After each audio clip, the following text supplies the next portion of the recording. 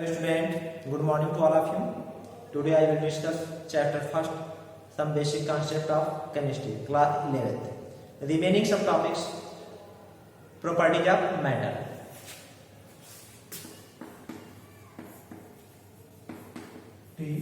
Of matter. What is property of matter? जैसा कि हम जानते हैं मैटर की टू प्रॉपर्टीज होते हैं. First name is physical property and second name is chemical property. अब हम इसको जैसे बोला गया property of matter. Property of matter क्या होता है? कह रहा है every substance has unique and characteristic property. These properties may be classified into two categories. First name is physical property and second name is chemical property. What is physical property? Physical properties are those properties in which without changing identity or composition of matter takes place. For example, melting point, boiling point, freezing point, odor, color, odor and smell, color, etc. These are physical properties. And chemical property, what is chemical property? Chemical property is the property in which chemical changes occur. Chemical property क्या होता है? ऐसा property होता है जिसमें chemical change होता है. For example, burning of magnesium ribbon in the presence of air, that means oxygen, then magnesium oxide white crystal is formed. तो these are chemical properties क्योंकि केमिकल चेंजेस क्या कर रहे हैं. And acidity, basicity, solubility, crystallization, these are chemical properties. अब हम बात करेंगे इसके बाद जो नेक्स्ट टॉपिक हमारा है metric system. Metric system. What is metric system? Metric system होता क्या है? Metric system is based on decimal system. There are four types of system. First name is foot pound second FPS system. Second name is CGS system, and third name is MKS system, and fourth name is SI unit system. Means foot FPS system, CGS system, MKS system and fourth SI system. तो जैसा कि हम first की बात करते हैं FPS foot pound second system. FPS foot pound second system. Foot pound second system में length को हम क्या करते हैं? लेंथ को फुट में मेजर करते हैं और जो मास होता है उसको पाउंड में और टाइम को हम सेकेंड में मेजर किया जाता है FPS में. और वहीं पे सेकेंड की अगर बात करें सीजीएस में सेंटीमीटर ग्राम सेकेंड सिस्टम में, तो सेंटीमीटर ग्राम सेकेंड सिस्टम में. तो लेंथ की जो यूनिट होती है सेंटीमीटर होती है, मास की जो यूनिट होती है ग्राम होती है, और टाइम की जो यूनिट होती है सेकेंड होती है. और नेक्स्ट जो हम बात करेंगे MKS metre kilogram second. MKS metre kilogram second. तो उसमें लेंथ की जो यूनिट होता है एमकेएस सिस्टम में मीटर होता है, मास की जो यूनिट होती है किलोग्राम होता है, और टाइम की जो यूनिट होती है आपका सेकेंड होता है. लेकिन जो एसआई सिस्टम है, SI system means international system of unit, और इसको हम एक और नाम से बोलते हैं frenchly international de unit. Frenchly system international, इसको हम बोलते हैं frenchly system international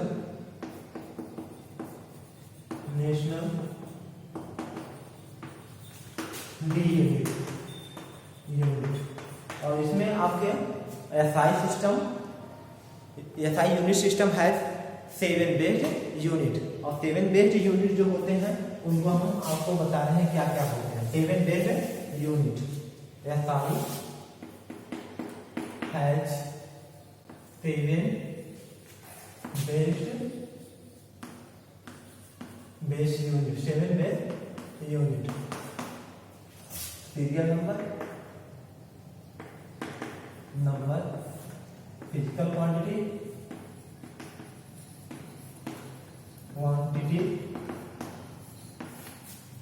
unit and symbol. अब फर्स्ट हम बात करते हैं यहाँ पे पीरियड नंबर फर्स्ट।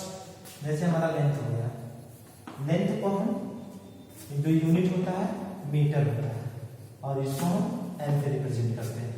वहीं पे मास की जो यूनिट होती है वो किलोग्राम होता है, किलोग्राम, और इसको हम केजी से रिप्रेजेंट करते हैं।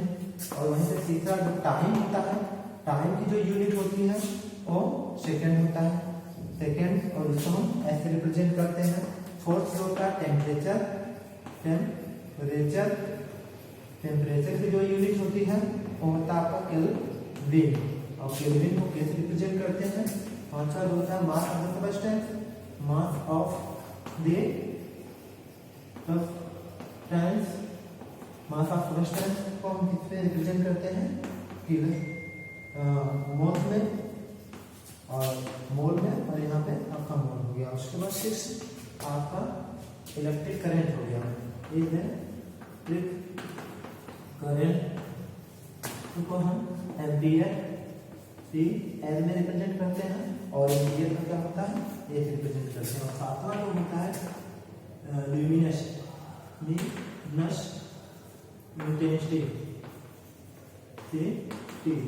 इंटेंसिटी को हम किससे, कैंडेला से एंड डेला, और इसको रिप्रेजेंट करते हैं तीरी से।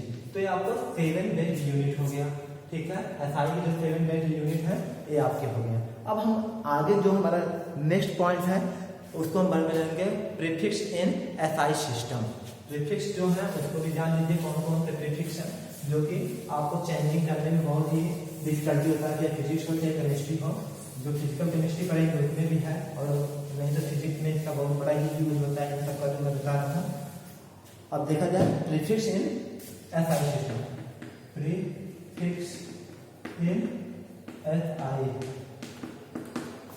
System, prefix in SI system. तो आपके हम बता दें क्या क्या है, जैसे मल्टीपल्स लिख लेते हैं और उसके प्रीफिक्स क्या क्या है, और सिंबल यहाँ पे मल्टी सीरियल नंबर, मल्टीपल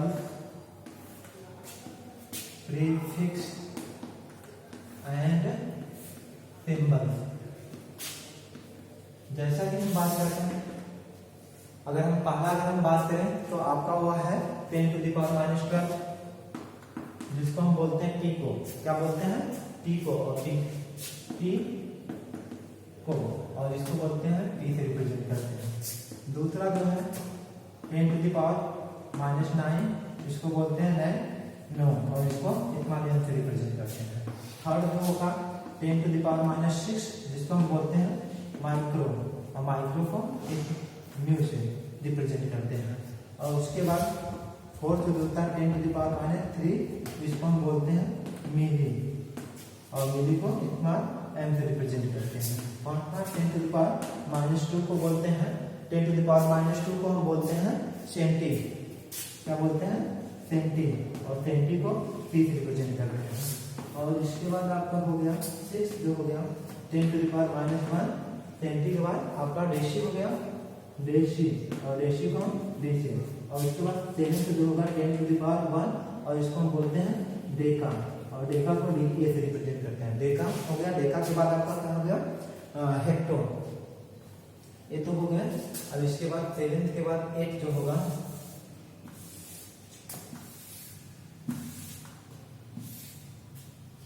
8, 10⁻1 था, यहाँ पे 10⁻2 हो जाएगा, ये हेक्टो का होगा, हेक्टो, और हेक्टो को एच से रिप्रेजेंट करते हैं, स्मॉल एच से। हेक्टो के बाद आपका किलो हो गया, 9 जो हो गया 10⁻3, और इसको बोलते हैं किलो, और किलो को कैसे रिप्रेजेंट करेंगे, ठीक है। उसके बाद आपका हो जाएगा 10⁻6, इसको बोलते हैं मेगा, मेगा को एम से रिप्रेजेंट करते हैं। और इसके बाद 10⁻9 जो होगा वो गीगा होगा, गीगा, और गीगा को हम किससे रिप्रेजेंट करते हैं, जी से। और गीगा के बाद आपका क्या होता है टेट्रा, 10 टू द पावर 12 को हम क्या बोलते हैं, टेट्रा। टेट्रा को हम कितने रिप्रेजेंट करते हैं, टी से। तो ये तो आपके प्रीफिक्स हुए हैं, टोटल जितने प्रीफिक्स हुए हैं 12 आपके प्रीफिक्स भी बता दिए हैं, इसका कैसे कैसे हम कन्वर्जन करते हैं। अब हम बात करते हैं, जो आगे चलते हैं हम इम्पोर्टेंट जो डिफिनेशन है, कुछ हमारे इम्पोर्टेंट डिफिनेशन है जिसके विषय में हम बात करते हैं। सम इम्पोर्टेंट डिफिनेशन, ठीक है, सम इम्पोर्टेंट डिफिनेशन में पढ़ा लेते हैं आपको मास एंड वेट। मास और वेट का बात करते हैं। तो अगर हम क्वेश्चन यहाँ पे करें मास क्या होता है, जैसे हम इससे पहले हम मैटर जब आपको बता रहे थे, मैटर क्या होता है, anything which occupied space and containing mass is called matter बोलते थे। लेकिन अब यहाँ मास को अगर डिफाइन करना है तो हम क्या बोलते हैं कि अगर मास को हमको डिफाइन करना है तो मास का हम डेफिनेशन कैसे देते हैं, mass of a substance is defined as the amount of mass of a substance is defined as the amount of the matter present in it. करार कि किसी सबस्टेंस में उसका मैटर का जो अमाउंट होता है, किसी सबस्टेंस में जो मैटर का अमाउंट होता है उसे हम उस सबस्टेंस का क्या बोलते हैं, मास बोलते हैं। और मास क्या होता है, एवरीवेयर, मतलब कहीं भी उसको ले जाएं तो मास का जो वैल्यू होता है वो कांस्टेंट होता है। और मास की जो एसआई यूनिट होता है वो क्या होता है, आपका किलोग्राम होता है, ठीक है। मास की जो एसआई यूनिट होती है वो किलोग्राम होती है। अब हम बात करते हैं जैसे वेट। वेट क्या होता है, weight is defined as the force exerted by gravitation, force exerted by gravity on an object, ठीक है, is known as weight।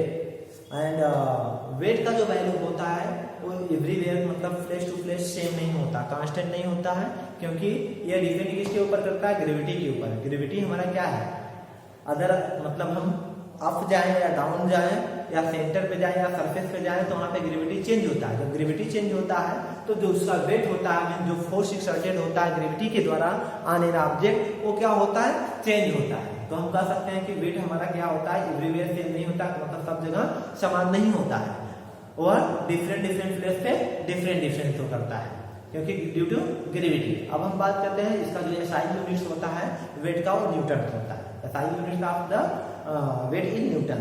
अब नेक्स्ट जो हमारा है कि ये तो हो गया मास, वेट हो गया। अब वॉल्यूम क्या होता है, वॉल्यूम को अगर हमको डिफाइन करना है तो करा है कि volume is the physical quantity. जो वॉल्यूम होता है वो फिजिकल क्वांटिटी होता है, क्वांटिटी ऑफ 3 डायमेंशन का। Volume is the physical quantity of 3 dimensional space enclose by some enclose by some close boundary. For example जैसे हम कह सकते हैं कि वॉल्यूम क्या होता है कि किसी वॉल्यूम जो होता है, फॉर एग्जाम्पल में बोल सकते हैं space that a substance occupy, that means solid, liquid, gas और प्लाज्मा कंटेन्स और कवर या occupy is known as volume. अब फॉर एग्जाम्पल से मैं बोल सकते हैं वॉल्यूम हमको निकालना, वॉल्यूम की जो एसआई यूनिट्स होता है, वॉल्यूम की जो एसआई यूनिट्स होता है वो क्या होता है, आपका मीटर क्यूब होता है। The SI units of volume in metre cube. तो आप लोगों को समझ में आ गया होगा कि वॉल्यूम क्या होता है। अब डेंसिटी की बात करते हैं, ये सब हम फिजिकल क्वांटिटी पढ़े हैं। डेंसिटी हमारा क्या है, फिजिकल क्वांटिटी है, और इसको हम इस तरह डिफाइन कर सकते हैं, मतलब density defined as the amount of the, मतलब mass per unit volume. The density of a substance is defined as the mass per unit volume of a substance is known as density. कह सकते हैं mass per unit volume of a substance is known as density। जैसे क्या बोला, it is represented by rho। इसको हम एक letter है, ग्रीक लेटर, जिसको rho बोलते हैं, rho से रिप्रेजेंट करते हैं। तो डेंसिटी इक्वल टू क्या होता है, मास पर यूनिट वॉल्यूम। और डेंसिटी को हम रो से रिप्रेजेंट करते हैं, रो इज इक्वल टू मास को m से और वॉल्यूम को v से। तो हमको फार्मूला क्या हो गया, मिल गया rho is equal to m upon v। और इसका जो यूनिट होगा डेंसिटी का, अगर एमकेएस सिस्टम में देखें या एसआई में देखें तो क्या हो जाएगा, मास का किलोग्राम होता है, वॉल्यूम का मीटर क्यूब होता है। तो हमको क्या यूनिट इसका मिल जाएगा, यूनिट जो होगा किलोग्राम पर मीटर क्यूब, किलोग्राम पर मीटर क्यूब इसका यूनिट हो जाएगा। अगर पीजीएस में देखें तो हमको क्या मिलेगा, ग्राम पर सेंटीमीटर क्यूब, ठीक है। हो गया डेंसिटी। अब डेंसिटी के बाद हम बात करते हैं टेम्परेचर क्या होता है। Temperature is the physical quantity of a substance which can be express which can be express the notion of hardness and coldness। यह हमारा क्या होता है, फिजिकल क्वांटिटी होता है किसी सबस्टेंस का, और वह क्या बताता है, उस सबस्टेंस के हार्डनेस और कोल्डनेस के विषय में बताता है। और इसके जो कह रहा है कि इसके जो यूनिट्स होते हैं, इसके 3 यूनिट्स होते हैं फिजिकल, क्या बोलते हैं, फिजिकल क्वांटिटी जो आपका टेम्परेचर, उसके 3 यूनिट्स या 3 स्केल्स होते हैं मेजर करने के। पहला आपका डिग्री सेल्सियस स्केल होता है, सेकेंड जो होता है डिग्री फ़ारेनहाइट स्केल होता है, और थर्ड जो होता है केल्विन स्केल होता है। मतलब इसके जो यूनिट्स होते हैं टेम्परेचर के वो 3 होते हैं, degree Celsius, degree Fahrenheit and Kelvin. अब degree Celsius, degree Fahrenheit and Kelvin में रिलेशन कैसे फाइंड आउट करते हैं। अब मैं आपको इजीली इसको एक्सप्लेन कर दे रहा हूँ कि कैसे एक्सप्लेन किया जाता है। रिलेशन बिटवीन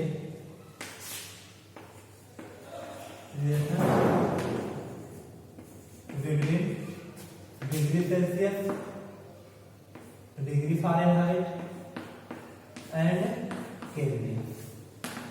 तो जैसा कि आप लोग जानते हैं, लोवेस्ट टेम्परेचर और हाईएस्ट टेम्परेचर ऑफ थर्मामीटर जैसे आपका डिग्री सेल्सियस थर्मामीटर भी होगा, फ़ारेनहाइट थर्मामीटर भी होगा, और उसके बाद केल्विन थर्मामीटर भी होता है। तो आप थर्मामीटर में जो लोवेस्ट डिग्री, मतलब जो बॉटम का होता है और टॉप का, जो लोवेस्ट होगा वो बॉटम होगा, जो हाईएस्ट होगा टॉप डिग्री को बताता है। तो इस तरह हम जानते हैं कि सबसे पहले हम यहाँ पे डिग्री सेल्सियस लिख लेते हैं, और इसके बाद इक्वल कर लेते हैं डिग्री फ़ारेनहाइट लिख लेते हैं, इक्वल कर लेते हैं, उसके बाद केल्विन लिख लेते हैं, ठीक है। और सबके अपन क्या कर दिए, आसान ड्रा कर दिया। और इसके बाद जो लोवेस्ट उसका मतलब फ्रीजिंग वाला होता है, जिसपे हमारा क्या वाटर फ्रीज करता है, उस पॉइंट को लिखते हैं 0, और जिसपे बॉयल करता है 100, और इसमें क्या होता है 32 पे वो क्या करता है -32 डिग्री फ़ारेनहाइट पे हमारा वाटर क्या होता है, फ्रीज होता है, और वहीं पे 180 पे हमारा क्या होता है, वो बॉयल करता है। और केल्विन में 0 और यहाँ पे 100। तो एक रिलेशन अगर हमको फाइंड करना है, करिए 273 अपन 100 होता है केल्विन में।